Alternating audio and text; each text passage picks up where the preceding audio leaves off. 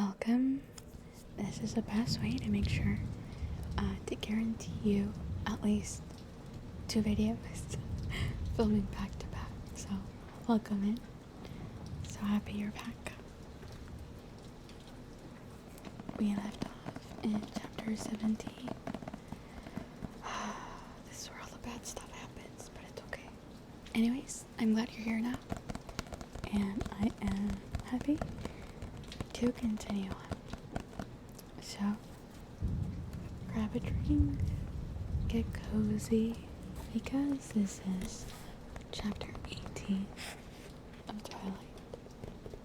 The Hunt. They emerged one by one from the forest edge, ranging a dozen meters apart. The first male into the clearing fell back immediately, allowing the other male to take the front, orienting himself around the tall, dark-haired man in a manner that clearly displayed who led the pack. The third was a woman. From this distance, all I could see of her was that her hair was a startling shade of red. They closed ranks before they continued cautiously toward Edward's family, exhibiting the natural respect of a troop of predators as it encounters a larger, unfamiliar group of its own kind. As they approached, I could see how different they were from the Cullens. Their walk was cat-like, a gait that seemed constantly on the edge of shifting into a crouch.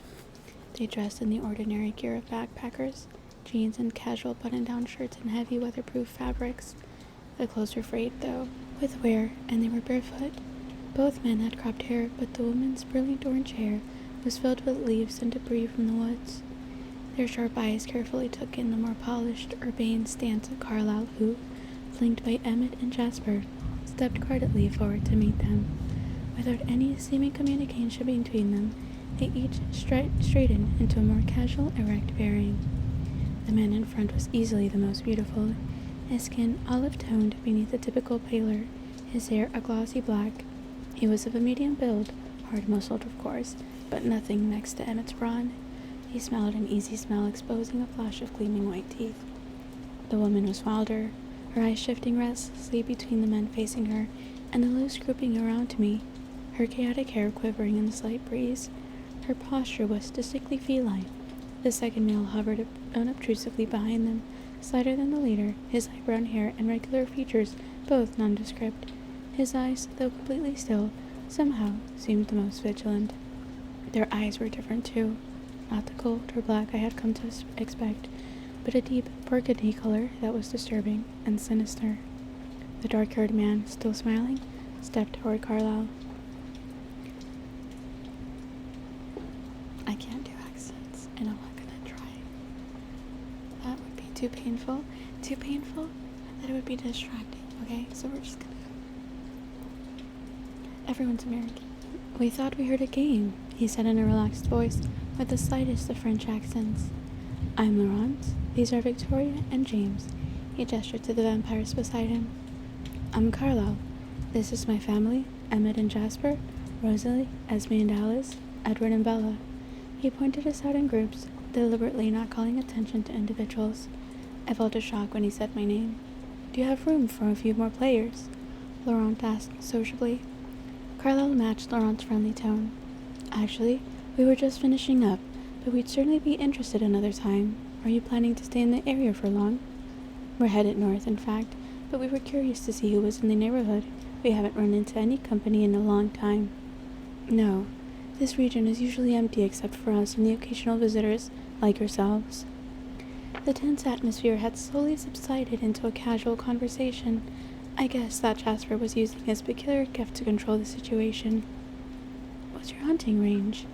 Laurent casually inquired. Carlyle ignored the assumption behind the inquiry. The Olympic Range here, up and down the coast, ranges on occasion. We keep a permanent residence nearby. There's another permanent settlement like ours up near Denali. Laurent rocked back on his heels slightly. Permanent? How do you manage that? There was honest curiosity in his voice. Why don't you come back to our home with us and we can talk comfortably? Carlyle invited. It's a rather long story. James and Victoria exchanged a surprised look at the mention of the word home, but Laurent controlled his expression better. That sounds very interesting, and welcome. His smile was genial. We've been on the hunt all the way down from Ontario, and we haven't had the chance to clean up in a while. His eyes moved appreciatively over Carlisle's refined appearance. Please don't take offense, but we'd appreciate it if you'd refrain from hunting in this immediate area. We have to stay inconspicuous, you understand? Carlisle explained. Of course, Laurent nodded. We certainly won't encroach on your territory. We just ate outside of Seattle anyway, he laughed. A shiver ran up my spine. We'll show you the way if you'd like to run with us. Emmett and Alice, you can go with Edward and Bella to get the jeep, he casually added. 3 things seemed to happen simultaneously while Carlisle was speaking. My hair ruffled with a light breeze. Edward stiffened, and the second male, James, suddenly whipped his head around, scrutinizing me, his nostrils flaring. A swift rigidity fell on all of them as James lurched one step forward into a crouch. Edward bared his teeth, crouching in defense, a feral snarl ripping from his throat. It was nothing like the playful sounds I'd heard from him this morning. It was the single most menacing thing I had ever heard, and chills ran from the crown of my head to the back of my heels. What's this? Laurent exclaimed in open surprise. Neither James nor Edward relaxed their aggressive poses. James fainted slightly to the side, and Edward shifted in response. She's with us. Carlisle's firm rebuff was directed toward James. Laurent seemed to catch my scent less powerfully than James, but awareness now dawned on his face. You brought a snack? He asked, his expression incredulous as he took an involuntary step forward. Edward snarled even more ferociously, harshly, his lip curling high above his glistening bare teeth. Laurent stepped back again. I said she's with us, Carlisle corrected in a hard voice. But she's human, Laurent protested. The words were not at all aggressive, merely astounded. Yes, Emmett was very much in evidence at Carlisle's side, his eyes on James. James slowly straightened out of his crouch, but his eyes never left me, his nostrils still wide. Edward stayed tense, like a lion in front of me. When Laurent spoke, his tone was soothing, trying to diffuse the sudden hostility. It appears we have a lot to learn about each other. Indeed. Carlisle's voice was still cool. But we'd like to accept your invitation. His eyes flicked toward me and back to Carlisle. And of course, we will not harm the human girl. We won't hunt on your range, as I said. James glanced in disbelief and aggravation at Laurent, and exchanged another brief look with Victoria, whose eyes still flickered edgily from face to face. Carlisle measured Laurent's open expression for a moment before he spoke. We'll show you the way. Jasper, Rosalie, Esme, he called. They gathered together, blocking me from view as they converged. Alice was instantly at my side, and Emmett fell back slowly, his eyes locked on James as he backed toward us. Let's go, Bella. Edward's voice was low and bleak. This whole time I'd been rooted in place, terrified into absolute immobility. Edward had to grip my elbow and pull sharply to break my trance. Alice and Emmett were close behind us, hiding me. I stumbled alongside Edward, still stunned with fear. I couldn't hear if the main group had left yet. Edward's impatience was almost tangible as we moved at human speed to the forest edge. Once we were into the trees, Edward slung me over his back without breaking stride. I gripped as tightly as possible as he took off, the others close on his heels. I kept my head down, but my eyes, wide with fright, wouldn't close. They plunged through the now black forest like wraiths. The sense of exhilaration that usually seemed to possess Edward as he ran was completely absent, replaced by a fury that consumed him and drove him still faster. Even with me on his back, the others trailed behind. We reached the jeep in an impossibly short time, and Edward barely slowed as he flung me in the back seat. Strap her in, he ordered Emmett, who slid in beside me. Alice was already in the front seat, and Edward was starting the engine. It roared to life, and we swerved backward, spinning around to face a winding road. Edward was growling something too fast for me to understand, but it sounded a lot like a string of profanities. The jolting trip was much worse this time, and the darkness only made it more frightening. Emmett and Alice both glared out the side windows. We hit the main road, and though our speed increased, I could see much better where we were going, and we were headed south, away from Forks. Where are we going? I asked. No one answered. No one even looked at me. Damn it, Edward, where are you taking me? We have to get you away from here. Far away. Now. He didn't look back, his eyes on the road. The speedometer read 105 miles an hour. Turn around! You have to take me home, I shouted. I struggled with the stupid harness, tearing at the straps. Emmett, Edward said grimly, and Emmett secured my hands in his steely grasp. No, Edward, no, you can't do this. I have to, Bella, now. Please be quiet. I won't. You have to take me back. Charlie will call the FBI. They'll be all over your family, Carlisle and Esme. They'll have to leave, to hide forever. Calm down, Bella. His voice was cold. We've been there before. Not over me, you don't. You're not ruining everything over me. I struggled violently with total futility. Alice spoke for the first time. Edward, pull over. He flashed her hurt look and then sped up.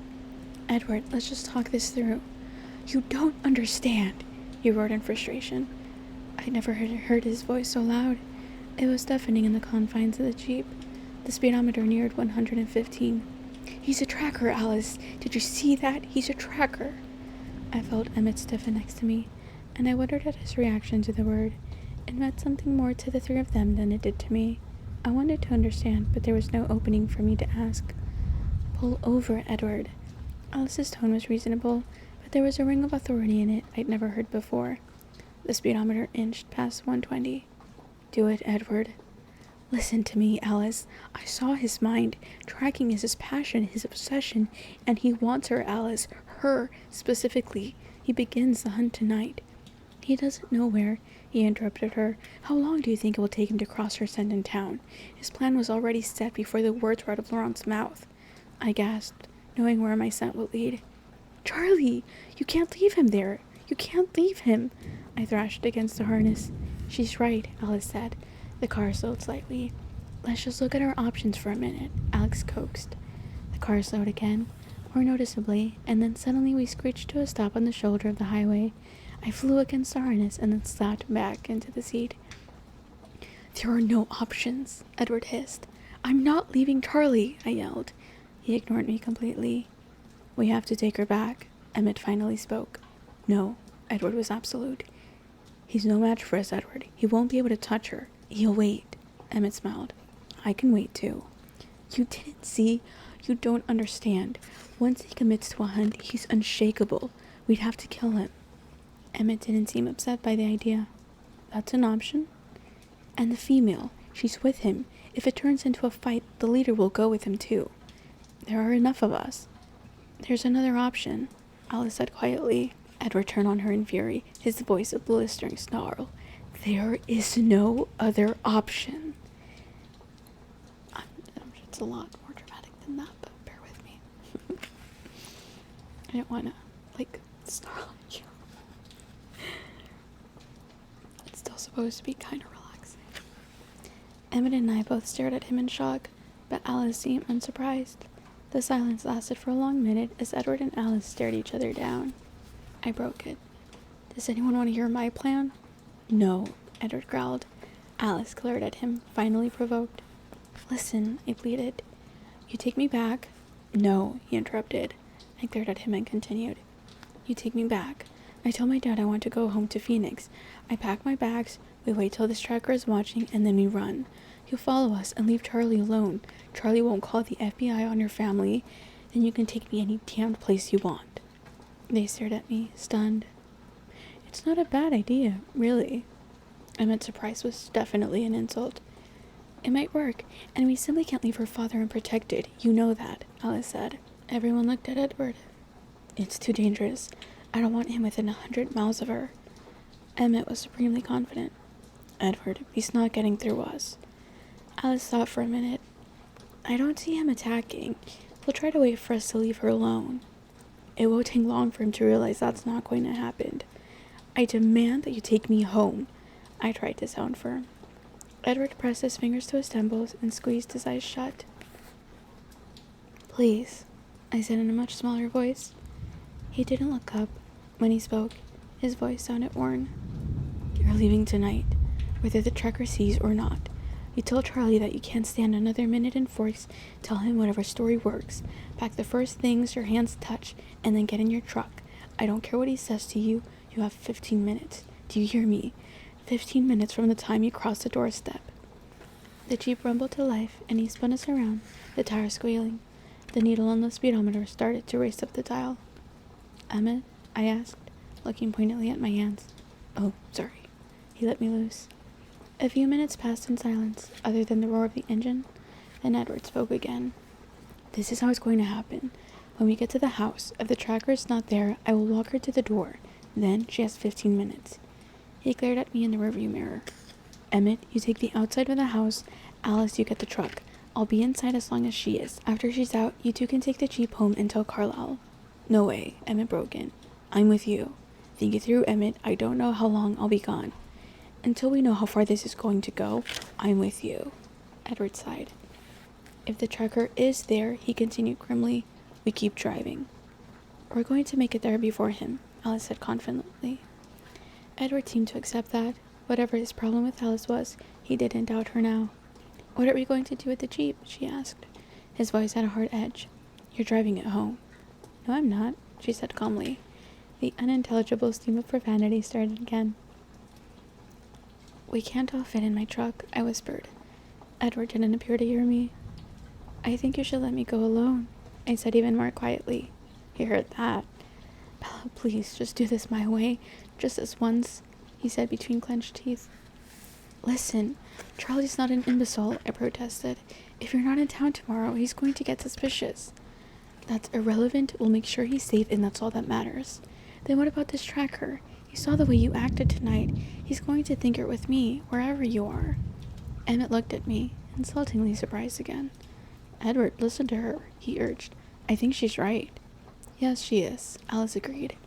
I can't do that. Edward's voice was icy. Emmett should stay too, I continued. He definitely got an eyeful of Emmett. What? Emmett turned on me. You'll get a better crack at him if you stay, Alice agreed. Edward stared at her incredulously. You think I should let her go alone? Of course not, Alice said. Jasper and I will take her. I can't do that, Edward repeated. But this time, there was a trace of defeat in his voice. The logic was working on him. I tried to be persuasive. Hang out here for a week. I saw his expression in the mirror and amended. A few days. Let Charlie see you haven't kidnapped me, and lead this James on a wild goose chase. Make sure he's completely off my trail. Then come and meet me. Take a roundabout route, of course, and then Jasper and Alice can go home. I could see him beginning to consider it. Meet you where? Phoenix. Of course. No. He'll hear that's where you're going, he said impatiently. And you'll make it look like that's a ruse, obviously. He'll know that we'll know that he's listening. He'll never believe I'm actually going where I say I'm going. She's diabolical, Emmett chuckled. And if that doesn't work, there are several million people in Phoenix, I informed him. It's not that hard to find a phone book. I won't go home. Oh? He inquired, a dangerous note in his voice. I'm quite old enough to get my own place. Edward, we'll be with her, Alice reminded him. What are you going to do in Phoenix? He asked her scathingly. Stay indoors? I kinda like it. Emmett was thinking about cornering James, no doubt. Shut up, Emmett. Look, if we try to take him down while she's still around, there's a much better chance that someone will get hurt. She'll get hurt, or you will, trying to protect her. Now, if we get him alone... He trailed off with a slow smile. I was right. The Jeep was crawling slowly along now as we drove into town. Despite my brave talk, I could feel the hairs on my arms standing up. I thought about Charlie, alone in the house, and tried to be courageous. Bella? Edward's voice was very soft. Alice and Emmett looked out their windows. If you let anything happen to yourself, anything at all, I'm holding you personally responsible. Do you understand that? Yes, I gulped. He turned to Alice. Can Jasper handle this? Give him some credit, Edward. He's been doing very, very well, all things considered. Can you handle this? He asked. And graceful little Alice pulled back her lips in a horrific grimace and let loose with a guttural snarl that had me cowering against the seat in terror. Edward smiled at her. But keep your opinions to yourself, he muttered suddenly. And believe it or not, that is the end of chapter 18. Sorry guys, that was quite a short one, eh? Okay. But a short one it was. Wait for the best, because it is 3 a.m. now. Thank you so much for watching. I hope you have a good night. I hope you rest well. And I will see you for the next chapter.